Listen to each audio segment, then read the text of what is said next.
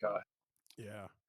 So let's going back to the competitions that you ran, because you did a lot of them, and this is one of the things. Like, I just want these kind of people to know this history of our sport, especially here in Perth, because between 2007 and what 13, 14. I don't know, 15 or 20, or it's a fair few, and then eventually some others took over. But it was all just try to get a few more every time, and just increase the numbers, and just sort of beg Robert for some more stuff in terms of he paid me to build a platform, so I built a new platform for it. We got a new bar, which wasn't new; it was a leftover one from All Nationals, but it still was better than we had. And then I remember the first comp where we got it up to 2 flights, and I was just ecstatic. Then we got 2 full flights, and then we had a comp that we had a flight of women that I was just so happy with, because before that, like, we'd had Crystal, um, Modern. might have been, yeah. So she You did know a she couple. you know We had she's one or two girls. at the muscle. Is she? Oh, good on her. Yeah.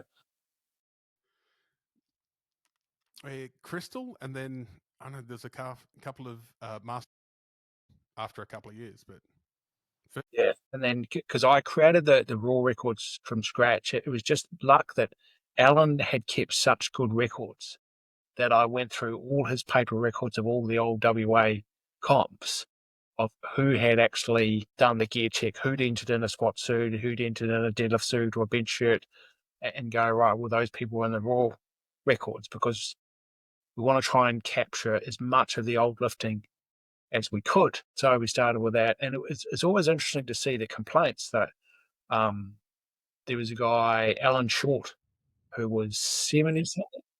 Yeah.